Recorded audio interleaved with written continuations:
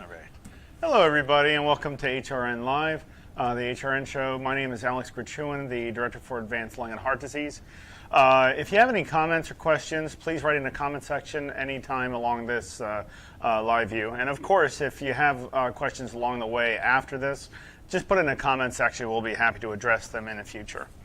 All right, so for our topics, our first topic is how do I tell the difference between normal discomfort and symptoms that indicate a potential exacerbation during my rehab session? I thought we already did this one. No, we didn't. We didn't do that. Do this one for we did exacerbations of how to tell a difference as to like what an exacerbation is, but not how to tell the difference between discomfort and an exacerbation. Because I think a lot of people, what they're confused about is that they feel like if there's suddenly a loss of breathing while they're exercising, that they're going to have an exacerbation. You know what I mean? Sort of thing. Okay, because this looks very familiar to what I did the on Tuesday. No. Tuesday was It was different. Okay. Yes. Well, no worries. All right. Well, let's describe on and also if you have any comments along the ways, like I said, write in the comment section. So we're going to go over how do I tell the difference between normal discomfort and symptoms that indicate a potential exacerbation during my rehab session. First, we have to understand what an exacerbation is. So an exacerbation is a heightening of current symptoms. Okay. So let's take current symptoms of, let's say, COPD, okay, and let's say COPD. Current symptoms, of course, will have an increase of work of breathing, okay. Does not necessarily mean you're always out of breath. It means that you have an increase of shortness of breath or increased work of breathing. That means the same thing from one another. Increased work of breathing is the same thing as saying increase in shortness of breath. Depending on the disease, we'll have an increase in congestion or chronic congestion. Okay, then what else? What about, let's see, anxiety? Could that be one of the symptoms? Sure. Increase in anxiety or anxiety in itself. What else do we have here? So we have an increase in anxiety for some, an increase in congestion or chronic congestion, increased work of breathing. What else would we have? We could, what types of things that would be signs, not symptoms of COPD? Digital clubbing. Does anybody know what digital clubbing is? So on your nail beds, there is what we call digital clubbing is on your extremity, specifically on your nail beds. It will be the heightening on your nail beds, causing vascularity. Basically, it's more related to heart than anything, circulation, perfusion. But people with COPD sometimes, depending, a lot of the signs that they'll see are digital clubbing. Another one is barrel chest. Barrel chest.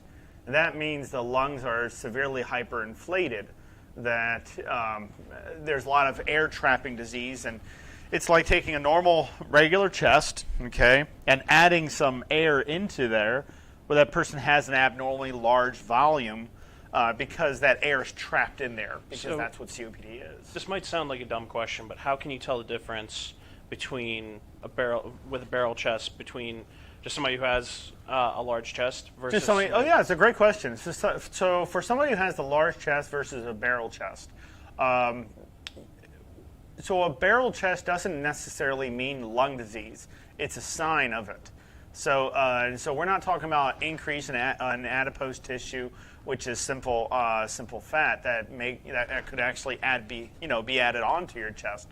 But what would be a big determination of whether or not this person has lung disease is a pulmonary function test, and also, of course, the chest X-ray showing that, okay, there's some air trapping disease causing a barrel chest. The other part of the barrel chest is that sometimes around the back it's a little hunched. So there is, you'll see it, I would say, with people with COPD, depending on the severity, the very severe patients that have like end-stage COPD, you'll most likely see a type of barrel chest. Almost looks like a lordosis type of diagnosis. So you have scoliosis, which is like the S shape of your spine. Lordosis is where you're hunched over just a little bit, and it. So it kind of looks like almost like an L sort of thing. Yeah, kind of like that. Yeah, it's a good way of looking at it. For anyone that didn't hear my question because I didn't have my mic on, Yeah. I said for anyone they kind of look like an L sort of thing because scoliosis has the S and then. Yeah, what really determines it, and that is a type of lung disease that we would rehabilitate somebody with scoliosis, lordosis, and anything that's kind of relatable to that. We in our pulmonary rehab program, we've always rehabilitated with people that just had just normal lung disease, COPD, emphysema, chronic bronchitis, bronchiectasis, interstitial lung disease, which is not an obstructive component, and idiopathic pulmonary fibrosis, heart disease. We rehabilitate everybody and everything, as long as it qualifies as a disease that's causing problems in everyone's everyday life. And what was funny is the cardiologist that we have was saying, so he was doing the Mind-U lungs. He wanted to see how well the Mind-U lungs worked, and he said that it's incredibly, it's very good with its education, but its exercise is also incredible. So he wanted to duplicate something because for people that don't know, we're actually developing a different type of Mind-U lungs, which is Mind-U heart. And Mind-U heart is just like Mind-U lungs, but it's specifically catered to people with cardiac disease. And he was bringing up a couple points that, and I'm not going to read it off of his message verbatim, but basically what he was saying is that for a respiratory therapist, what can a respiratory therapist do in regards to education? And I emphasized to him, and everyone I'm pretty sure can concur with me on this. It's not, if I go to school for let's say for respiratory care, okay, which I did, of course, Let's say I went to school for respiratory care. It doesn't mean my education is only limited to what I obtained in school only. Okay, that's ridiculous to think that, okay, what can a respiratory therapist do? Well, we learn the ins and outs of the lungs, heart, circulation, perfusion, everything. We're very incredibly good with our math skills, our volume skills, our ability to keep people alive when it comes to respiratory. So that's lung involvement, right, and heart. So I told him, I said, please understand that our respiratory therapist, and he looked at it and he tested it. He said, okay, yeah. He said Alex's team, my team, he said that they're extremely educated when it comes to cardiac. Because I tell him, I told the doctor, I said specifically, you look at a nurse, and they do a fantastic job nursing. You look at a physical therapist, they do a fantastic job at physical therapy. But where in the heck do you put that respiratory therapist? I said, a lot of hospital systems just lay them off. It's like, well, I have a nurse that could do that. I have a doctor that can do that. He says, yeah, but then that's just one person or two people overseeing 700 different diseases. That could make it easier for the other clinician if they had some support and help that can help accommodate to that person's disease. Well, maybe that's one thing that we could actually discuss today as well. Is what I guess best way to put it is everything the respiratory therapist is involved with, that they know, and there's also a difference between pulmonary rehab RTs and hospital RTs, which we discussed a couple weeks ago. Right. So, I think maybe that's something that honestly we could discuss now if you want to explain that. Yeah, no, I definitely would. Let's go back to that topic really quick on the difference between discomfort and symptoms. So discomforts are not, when in doubt, what should we be doing, everybody? When you're in doubt, Talk to your doctor. You talk to your doctor. That's just that goes without saying. We should never try to be our own doctor. You know, a lot of people try to do that, and they're wondering why they go back and forth to hospitals, because it's a science. You have to go to school. You have to go through all these things. These clinicians, they have migraines when they finish their tests, when they go through the national boards. I'm not kidding. You know, imagine 4 or 5 cameras pointing at you while you're taking a 300 question test, and you have to get above a certain percentage, and you have a certain amount of time you can only do it. I mean, they have to go through a lot of extensive training, not just to pass these exams, but also on a clinical perspective. Because once these clinicians learn their education, now they have to do hands-on before they can start doing hands-on independently with somebody like a patient. So what I'm saying is that anybody who's bringing you, a doctor, a nurse, physical therapist, respiratory therapist, even after they get all that education, and just imagine you're learning all these things right now, right? And you obtain all that education. Now you have to put it in place and put it in play. But when you put it in play, you're assuming that you're going to use that education, but there's one thing education will never take away. And what is that, everybody? Experience. You go into a hospital, brand new as a clinician, and you are basically, you're shadowing another clinician with a massive amount of experience. And then they start using what you've learned, and put it into place. You know? I mean, when people go through the clinicals, they sometimes have to spend 4 years in the clinicals before they can go out and actually start providing care for patients. So you have to understand, from all the years that medicine has been around, you know, we've advanced ourselves quite a bit, and we learned not to jump the gun too quickly. Like people start becoming more educated on what they need to know about a disease. That's great, but then you start having people ask, well, what type of exercises would help with decreased work of breathing? And all these clinicians that would hear that question was like, well, there's a lot of things you could do, you know. But if I give you one, let's say one exercise, and then you have somebody else who wants to do the same thing because they hear, okay, it's going to decrease my work of breathing.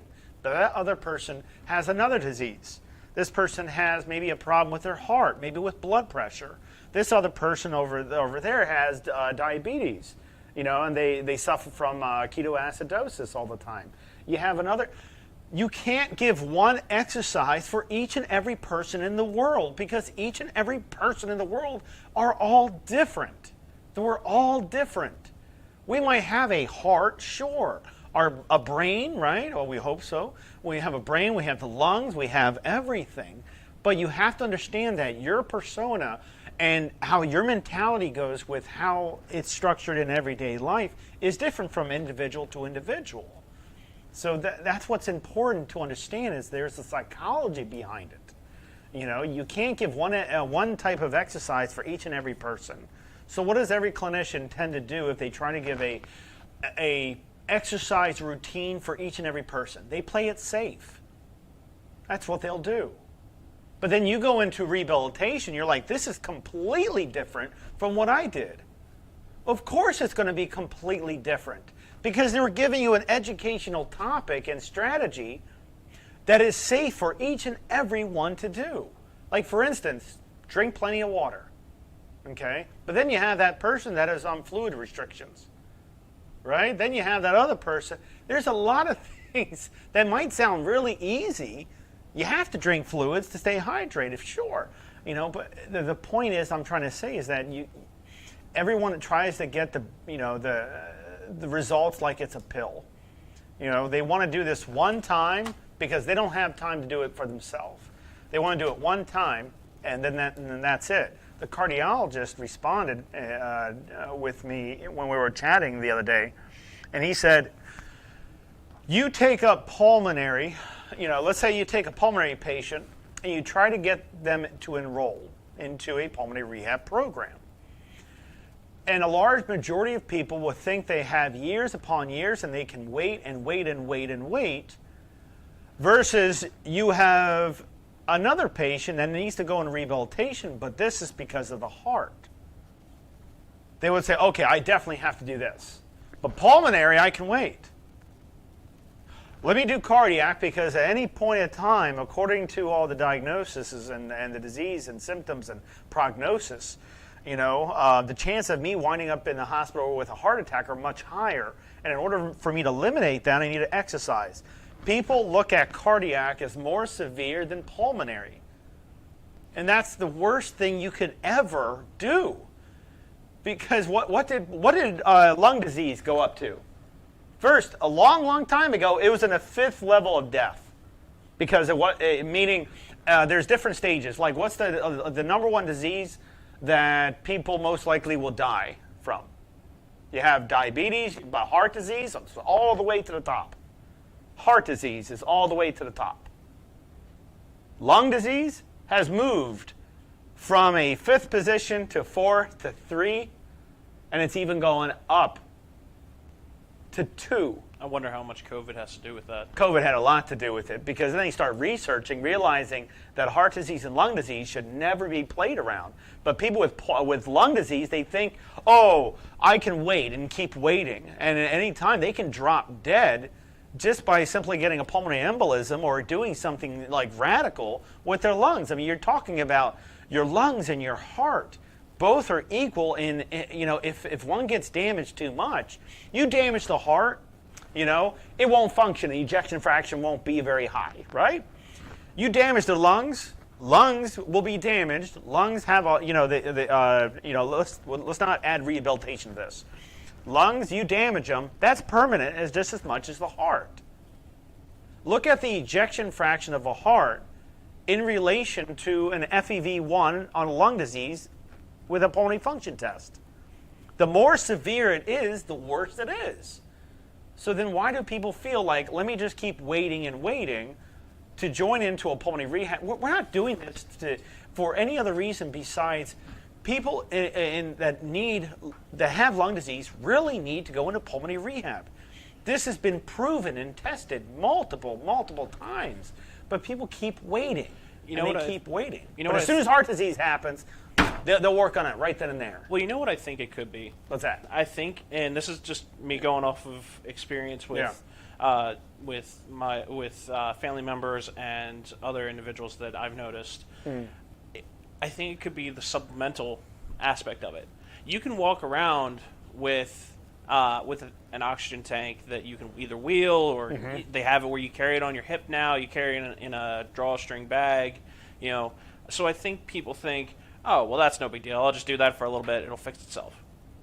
And I wonder if that is a lot of people's mentality. I wonder if that's the case. I mean, we might have to bring in a psychologist to get the correct answer here. But people think, I have one heart. I have 2 lungs.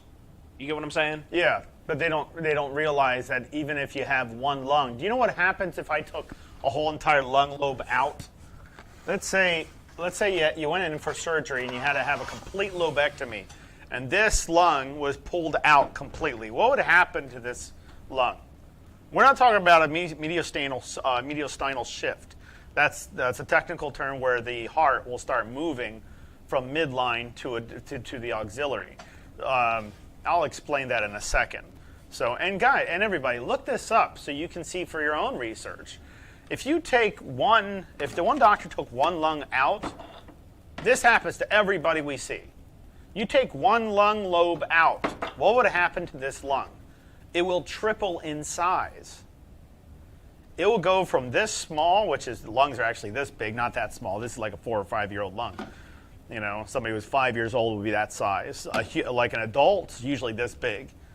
They're large, okay? But what would happen to this lung? It would triple in size. The heart won't stay mediastinal. It will actually be shifted and moved as this grows. It'll be moved, and that's literally what will happen. The body's not. I don't know why people think that some people think that if they're not smart, the body's not smart. The body is super incredibly smart. It does calculations left and right, whether you like it or not.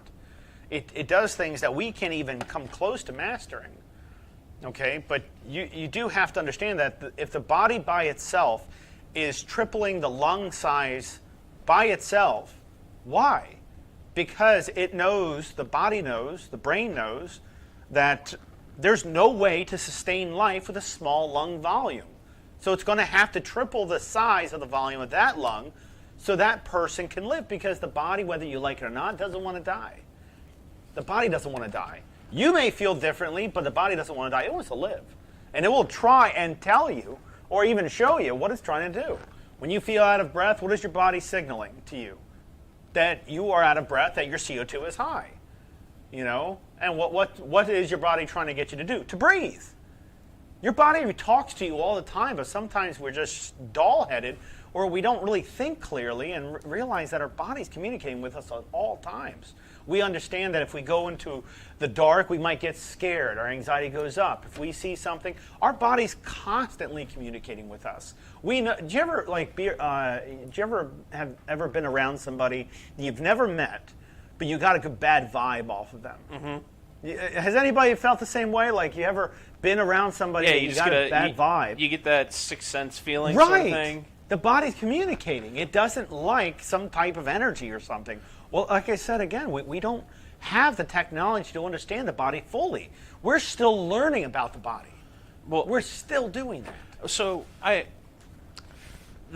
guess our bodies are similar, or more similar to cavemen than what we think, because, and I say that, I know it sounds out of the blue, because I never talked about this subject. Let's do it. Because that is a response of a danger aspect, like a when you're talking we were about hunted. The wild. Yeah, when we were hunted. Mm-hmm. So like cavemen, they had that primeval aspect to know when to avoid and when it was time to flee or fight or flight against predators. Mm-hmm. We're no longer hunted by animals. No, we're not. at the top of the food chain, but we still have that sixth sense. Did you hear about the line in Saudi Arabia? No, I didn't hear about that, but I did hear about something else that you're going to find funny, though.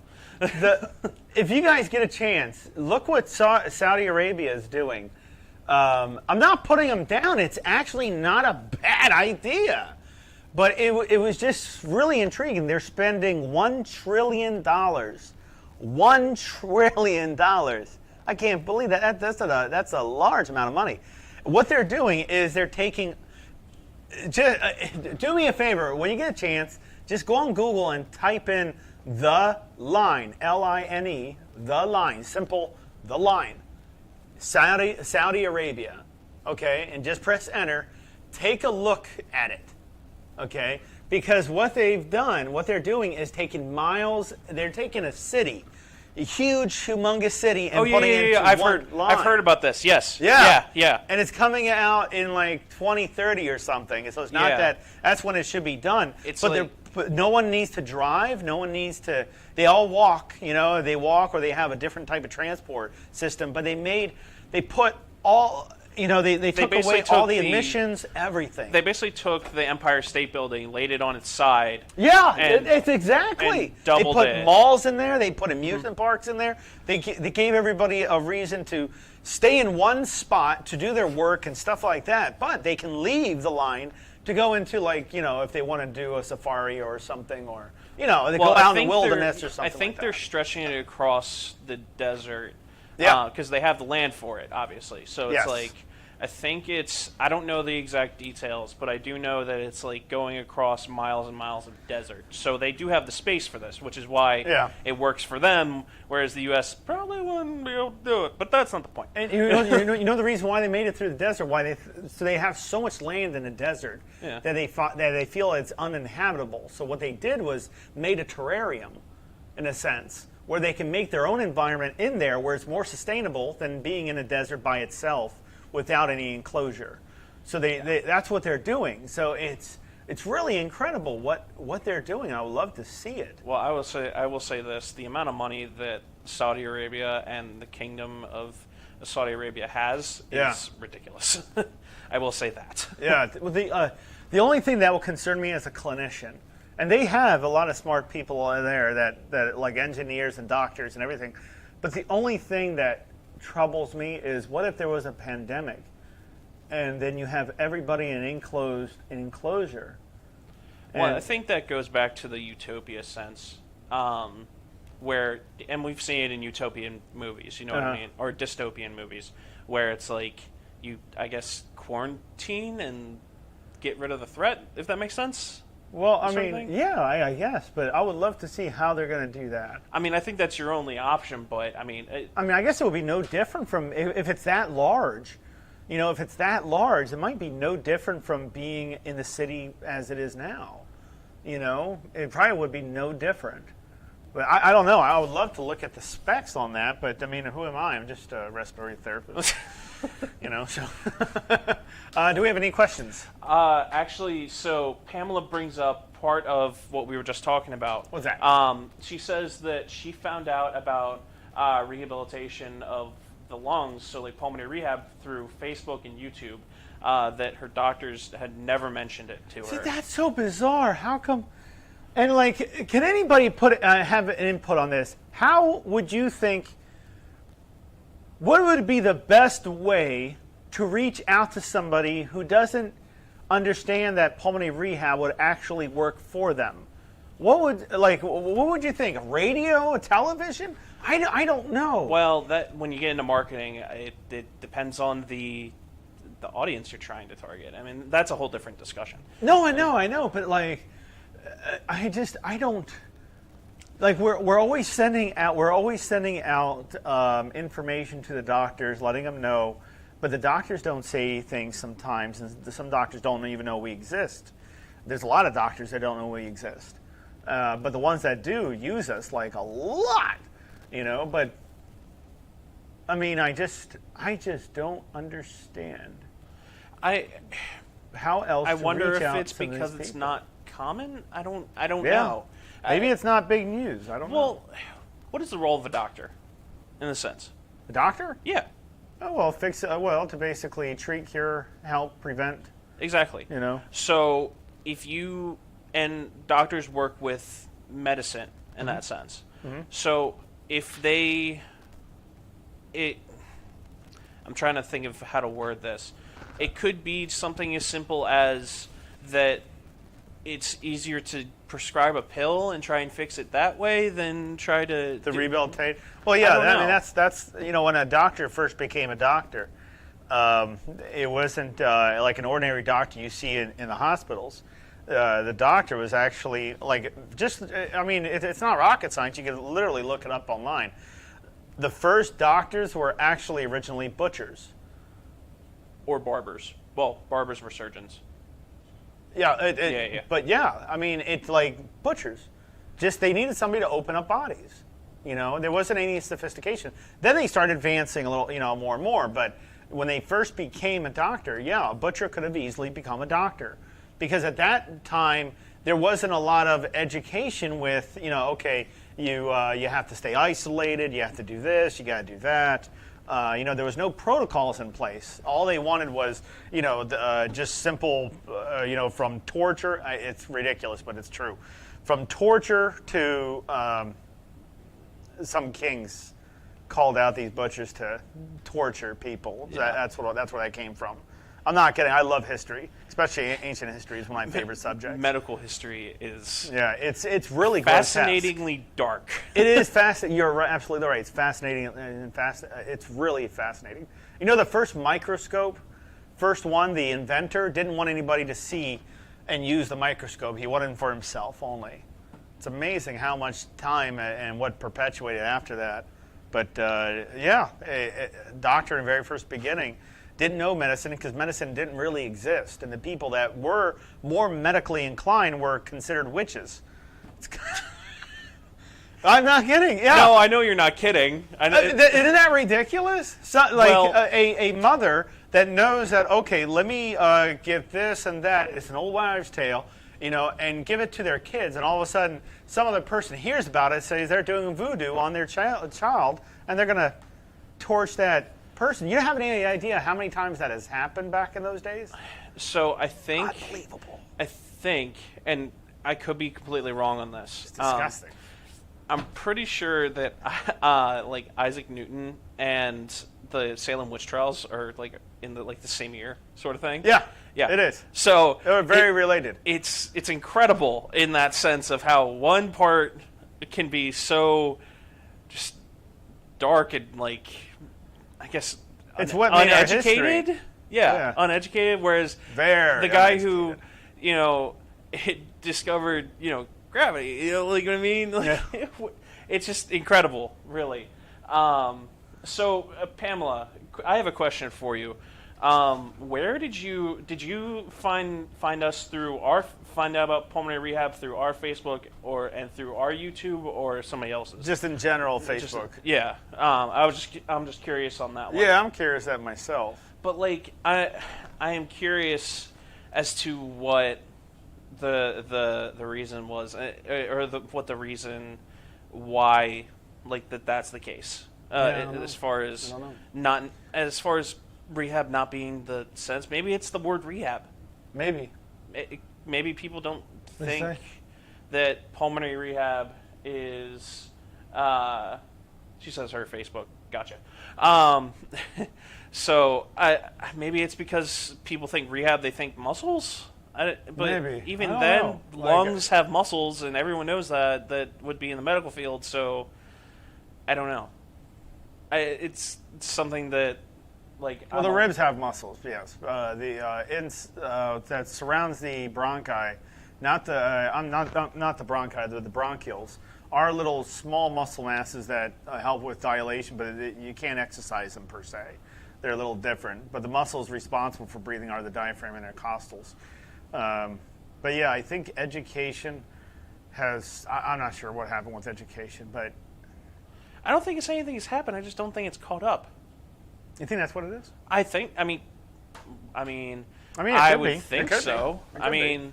Because I went to. So this Yeah. was last year. I talked to my primary during a routine checkup.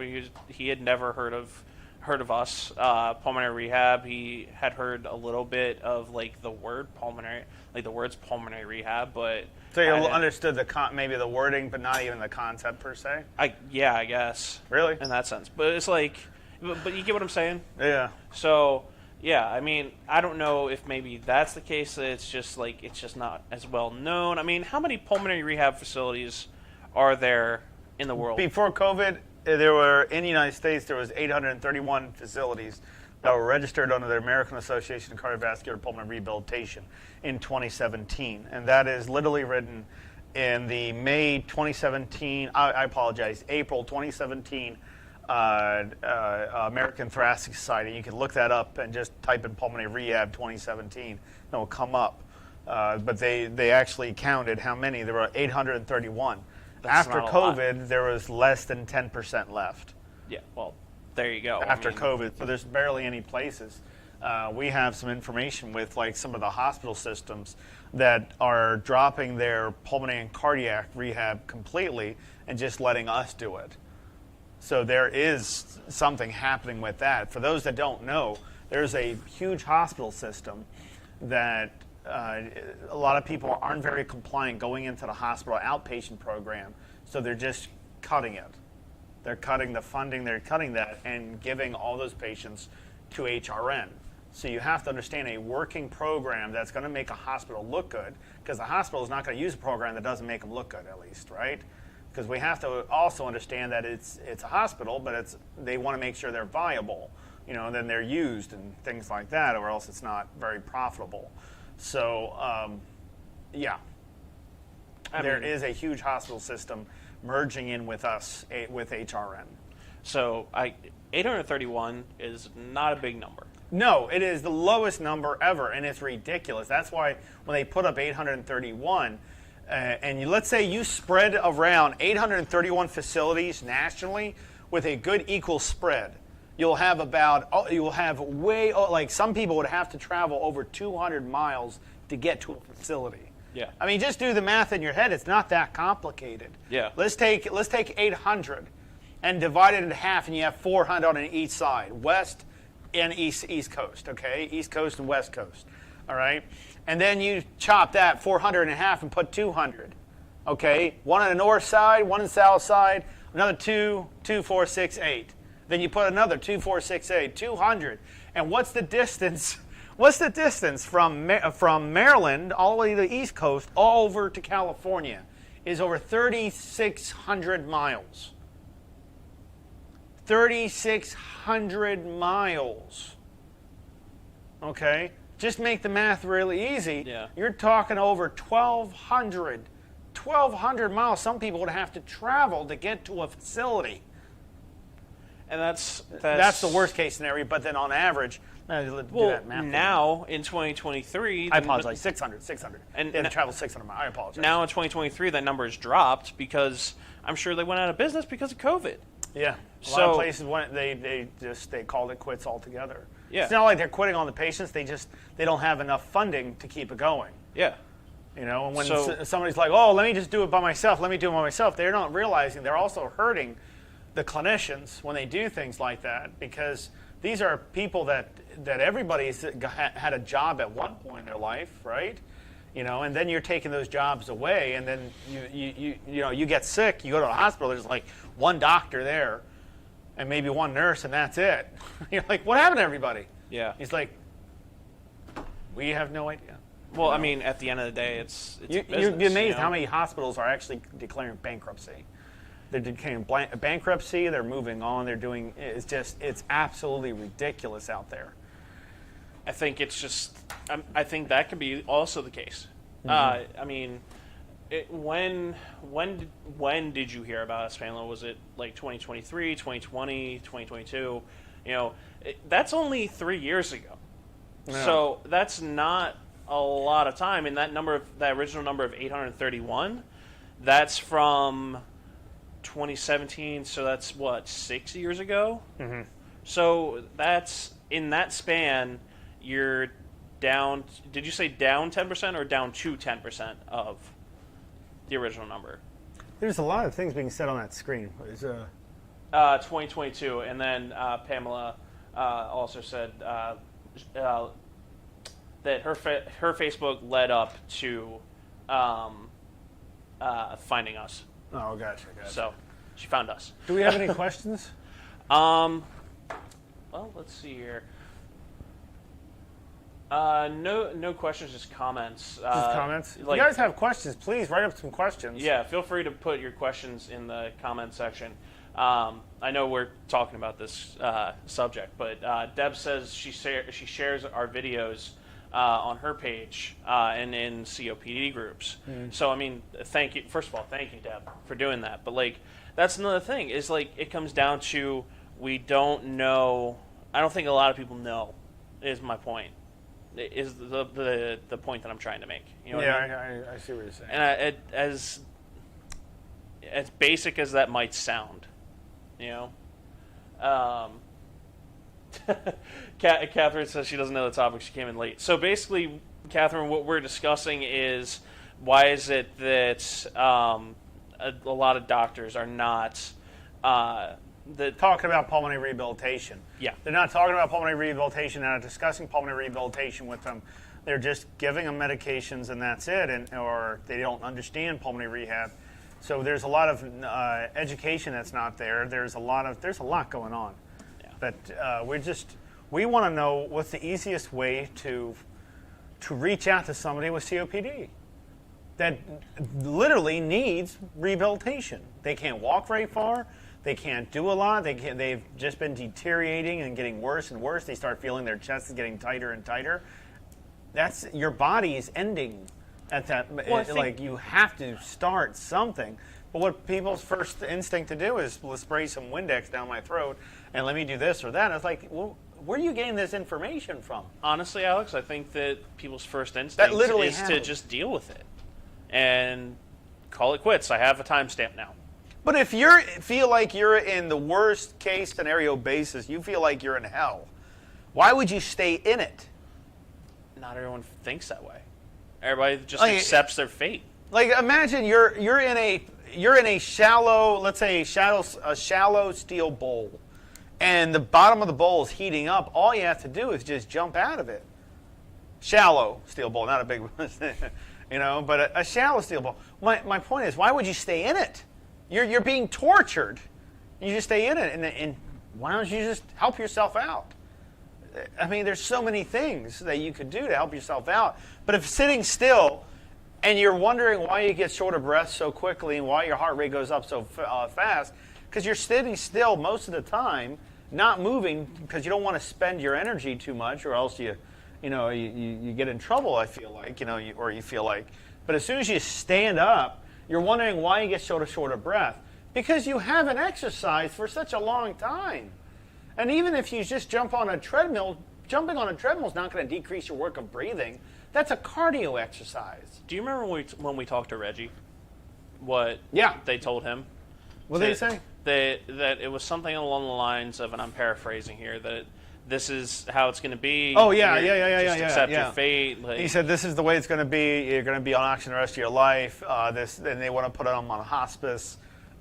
Basically, they said there's nothing else they could do. Yeah. And that's true. Then, there was nothing else they could do. And when we left there, what did you say to myself and the everyone that we were with? That could it be that the cure for COPD is exercise? Oh yeah. Because it's just because right now there's no documented cure. Yeah, there is no documented cure because people. The first thing they think of when they think of a cure, they're thinking it's a pill. That's what they're thinking of. Yeah. It's a cure, it's a pill, or it's an injection. That's what people think is a cure. You do realize sometimes the cure is not a pill. Sometimes maybe the cure is an exercise. And I was thinking the same thing with COPD or lung disease and heart disease, is maybe the cure is a good diet, a good understanding of simple basic knowledge when it comes to anatomy and physiology, and a good amount of amount of exercise that helps with your disease, not just your overall body. And maybe an exercise is the cure and not necessarily a pill anymore. And Pamela says yes. They just told her just deal with it. Just deal with it? Yeah, it's horrible. I mean, that's not the mindset that you want to have. I mean, I don't know. After going to see and to have the discussion that we had with Reggie, it's like, what did we, and later today we have posts coming. I scheduled posts coming out for later today in about 10 minutes of other individuals that I spoke to for testimonies. So it's like, we have. It's kind of a thing of like you really wonder what could the study, if we did a study, could it show that exercise cures COPD or at least extends the life of somebody with COPD? I think it's something that has to be studied more intensely. Like if we were able to get some type of funding, because that type of funding would be very expensive. But if we got some type of funding and we took, let's say, 100 people. All you need is 3. But let's say you take 100 people that have nearly all the same exact diagnosis with almost the same, and it doesn't actually have to be the same, but the same type of, like, close, okay, the 100 people would have to have all moderate to severe COPD. And you take 100 people and rehabilitate them and do a study off of them of how many people through exercise they go up, But that's the other thing is once your pulmonary function goes up, and it does go up, you kind of have to ask yourself, if it can go up a little bit, does that mean it can go up more? I mean, it'll be different if you're doing all these types of rehabilitation exercises like respiratory muscle training with a delta V, and you did everything you could and you got nowhere, and your pulmonary function test will stay the same. That would be different. Yeah. But if you can improve a little bit, or you can improve a lot, and that usually always happens with us, but if you can improve a lot, or even a little bit, even a fraction of it, does that mean you can improve more? Of course you can. Just like if I exercise a little bit, I get a little bit stronger. But if I continuously exercise, I get stronger and more stronger as I go. If I can't walk a mile, I don't start with a mile, I'll start with 5 feet. And then I'll extend that 5 feet to 6 feet. Then, and then keep it going until I can reach a mile. Okay, not everybody can walk miles upon miles. But how do you get to that? Training. You have to train yourself, train your muscles, train your body again of how to do that. Well, I can't breathe. Then you go into pulmonary rehab. What's the point of jumping into a gym when all you're doing is get muscles stronger that need more oxygen, but you can't supply the oxygen because your lungs are so bad. As you're running low on It makes zero sense. Like, you have these people that go into the gym and they're exercising, and they're like, I just feel more out of breath as I go because your muscles are getting bigger. And he says, and what does that mean, Alex? I said, well, if your muscles are getting bigger, they're going to need more oxygen, and your lungs are only complying at 13%. They're only, because they're so well diseased, it's not above 80% efficiency. It's like the efficiency is only 13%, and you're wondering why you get so short of breath. Because those muscles are going to pull in a lot of oxygen. Because they pull in a lot of oxygen, they're going to give off a lot of CO2, which causes the increased work of breathing. You always want to do pulmonary rehab before you start aggressive exercises like that. So, you know what I think? And after you're saying this, but could it be that we're still treating everybody the same? So, like, where patient A doesn't have COPD, doesn't have in facilities, the same because age. in facilities, that's what they do. They treat everyone the same. Hey, do this 30 times. I'll come back in about a half hour and stuff. And I'm like, what kind of therapy is that? Yeah. So, well, that's protocol. I understand that's protocol, but I'm not like everybody else. Yeah. You know, I have this, I have that, and what the heck does this do besides measure my lung volumes? I mean, that's not going to exercise me. Oh, that's what I was taught. Where did you learn that from? On-the-job training. So if that's the case, that's what we're still doing, then it factors in. We have to approach it differently and take that time, which is something that I know we here at HRN do. Yeah. And that's what, like, with my new lungs we do, but it comes down to, does everybody else do that? And I think that's what, I think that these studies are based off the majority and obviously not the minority. You know what I mean? Yeah. Everybody, these aren't really just our opinions. This is what's happening in the world. You know, these are things that we see very common, and we want to put an end to it, but we're kind of stuck between a rock and a hard place, I feel sometimes. And sometimes it's a double-edged sword, because you reach out to the doctor, about pulmonary rehab, and they're like, oh, no, I don't want to do pulmonary rehab, but then it makes them look bad if they don't offer or explain pulmonary rehab to their patients, and then the doctor doesn't. It's just a lot of so much politics behind it sometimes. And if anybody has any comments on this, or even if you disagree with us, but please put it in the comment section. Yeah. We would love to discuss it with you. But it's not. These are based off of facts. It's not like we're making things up. No, I know, but it's kind of hard to disagree on a proven fact. You can call the people who did the IRB and spend $750,000 to do it, and tell them they're lying, which is. Listen, have you learned what I have learned? You know how expensive an IRB is to hire an IRB to do investigation? Investigative review board. That's what an IRB is. I mean, you're talking about a group of scientists and educated officials that either state, and they have to prove it, that this theory works. And then you have somebody that that has no idea what the heck's going on. They're like, oh, I don't believe it. That's fake. That's CGI. What are you talking about? They just proved it. I think a lot of people, to go off of what you just said of... What's that? That's clearly clickbait. That's not real. Yeah, that's clickbait or something. Yeah. The worst thing society did was made entertainment so sophisticated. I'm not kidding. I think there are worse things that society has done. No. I know there's a lot of worse things, but I'm saying let's take you have something in the sky or something. I know this is a different topic, but let's say you saw a UFO and you took a picture of a UFO, and not saying it's an alien, it's just an unidentified craft that doesn't look like a plane, doesn't look like a helicopter, doesn't look like anything we ever had. You take a picture of it and you show everyone, he's like, oh, that's fake. That's CGI. It's because we made our CGI so realistic that it's hard to see if something's real or not. And then you take somebody's data. You take somebody's data and say, okay, this person started out with lung volumes of this, their pulmonary function test was like this, their DLCO was like this, and you show these results, and everyone's like, oh, no, that's fake. It's like, how else are we supposed to prove it? I think that's just years of being. Yeah, but that's years scammers of not or being having a good scammed. education. But That's what education's supposed to do to you, for you. You're supposed to be educated on knowing what's fact, what's not. Where do I obtain facts? Where do I obtain, baloney?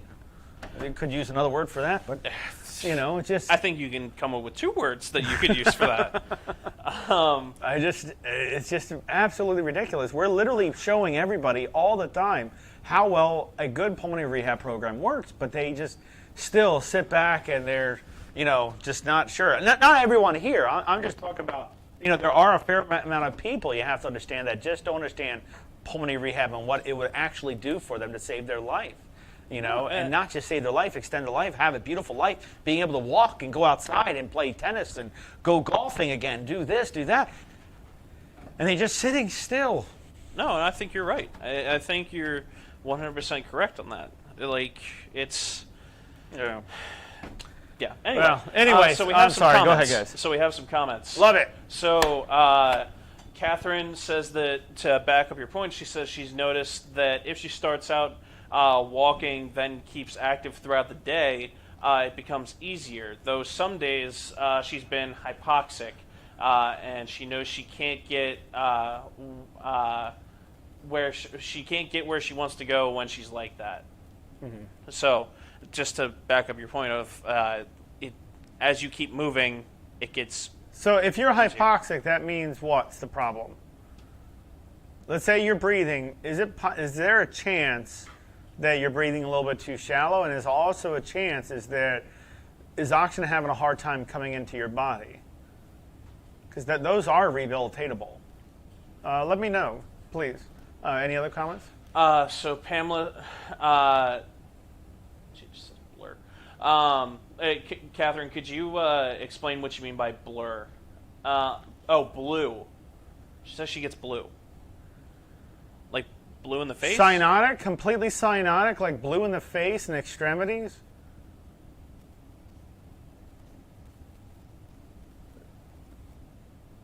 I'm not Because sure. if it's going that severe, because you don't really start noticing blue unless there's a very bad temperature, like a low temperature.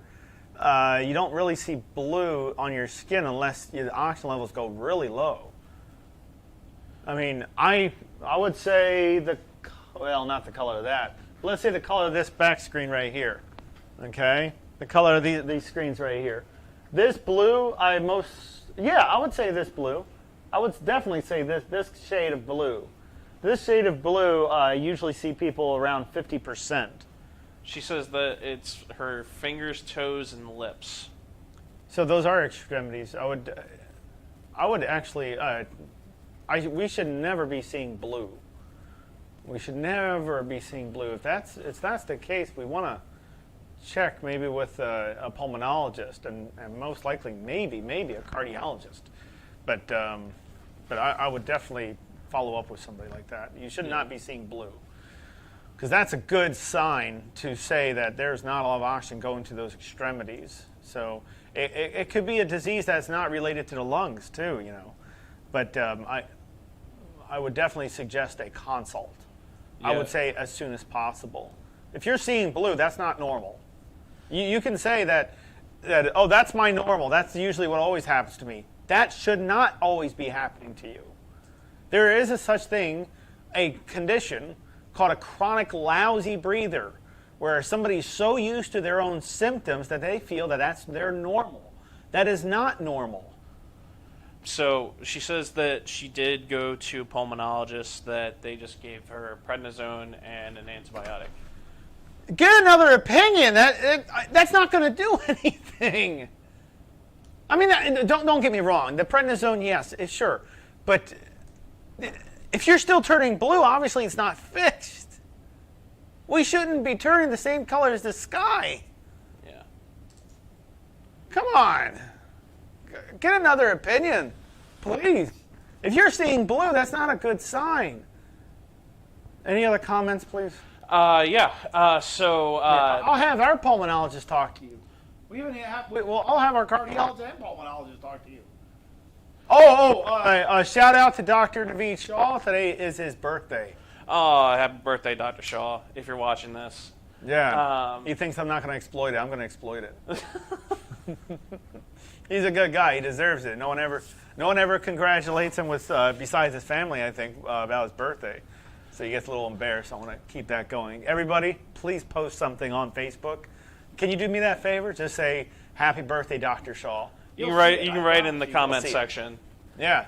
So Pamela says that, she was just handed an incentive spirometer in the hospital and told to use it. Nobody showed her how to use it, just gave it to her, sort of thing. It's like, it's not going to do anything. Another reason why the hospital systems are using us. Whereas Deb says she didn't even get an IS. The IS doesn't, all it does is measure, but yeah, no wonder everyone has a bad taste in their mouth when it comes to pulmonary rehab. It's probably because the experience they had was horrible. I mean, but we have to be educated enough to understand that there are good places and bad places also. Just like restaurants. There are good restaurants and horrible restaurants. Everybody says happy birthday, Dr. Shaw. But keep it going, guys. I'm gonna get him a mug, and everything. Don't spoil it. No, I'm not gonna spoil it, but I want to put it. I want to put all the comments and stuff it into the mug. Oh! I thought you meant like you were giving away your gift.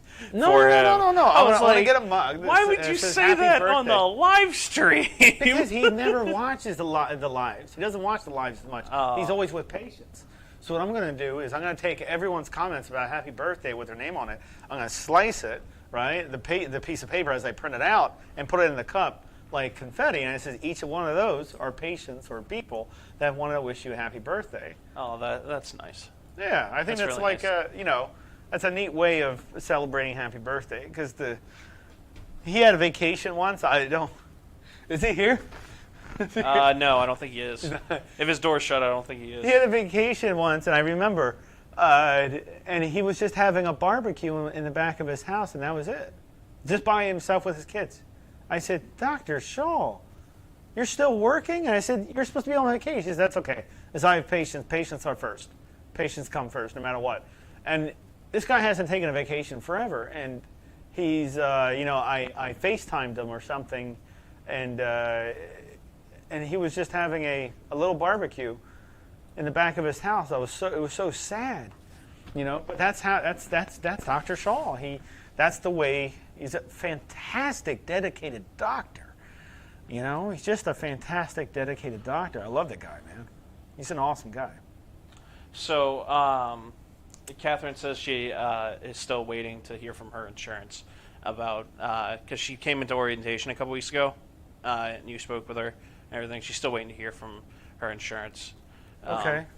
About that. So we'll talk to. We'll see what we can do on that front. You know what I mean?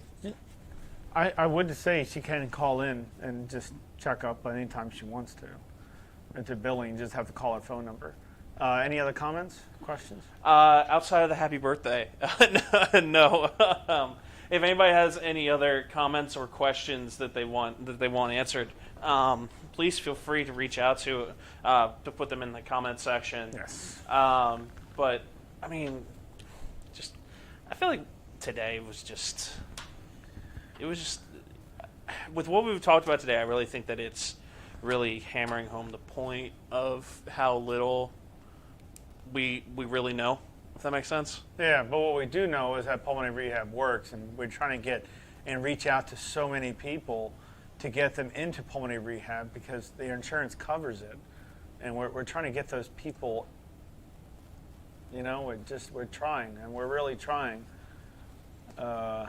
If you guys have a better suggestion besides, your doctors are submitting in patient referrals to us all the time.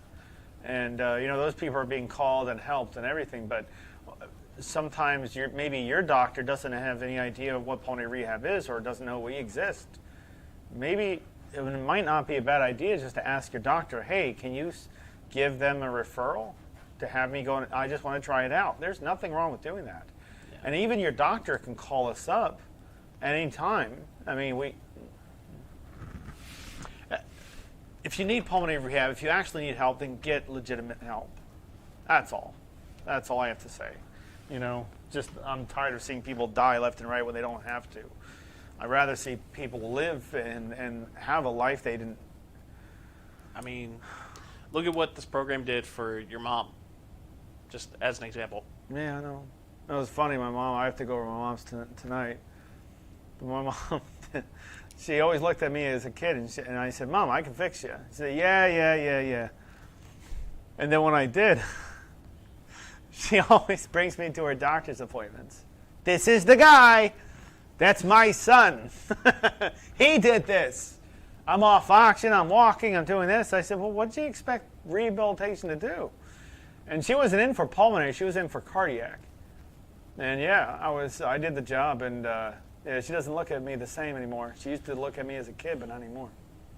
It's pretty awesome to get that type of response from your mom or from your parents. So, Anyways, Alex, yeah. before we sign off, I want to remind everyone of next Tuesday's Ask the Expert series. We're getting prepared That's for that right. and everything. Do you want to tell our viewers about that? If not, I can. You can. Go ahead. So we have Dr. I talked Eugene. enough.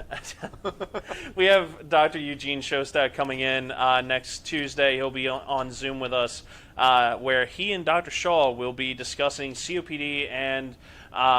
It's a big event, everybody. Please reach out and lung share valves. that to anybody in your own Facebook page. Yes. Just reach out to anybody and everybody because it's a big deal. This doctor has to travel a pretty good amount of distance to get to us, and it's a very. Well, it's over Zoom. It's over Zoom. It's over Zoom. Yes, he'll be zooming in. So Zooming. Well, that made it easier. It's still.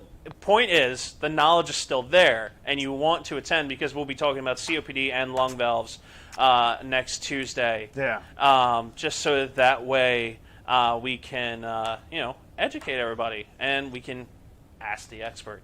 Yeah. Well, he's zooming from another part of the play, but like this doctor is. You definitely want to listen up on this. I can't wait to see what's going to happen. Absolutely. Is there anything you would like to add in terms of Delta V, Minu lungs, anything like that, Alex?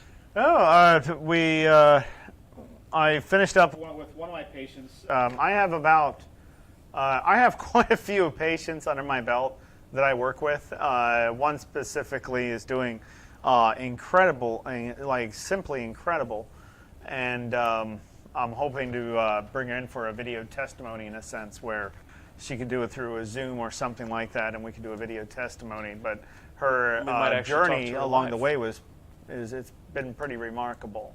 Yeah. So, anyways, but that's it. Awesome. Thank you so much, Alex. Thank Thank you so you. much, everybody. Thank Have you. a great week. I will see you all not next week, but the following week because Yeah. I will be out of the office. So, we'll go from there. All right. All right. Thanks, Alex. All right. Thanks a lot.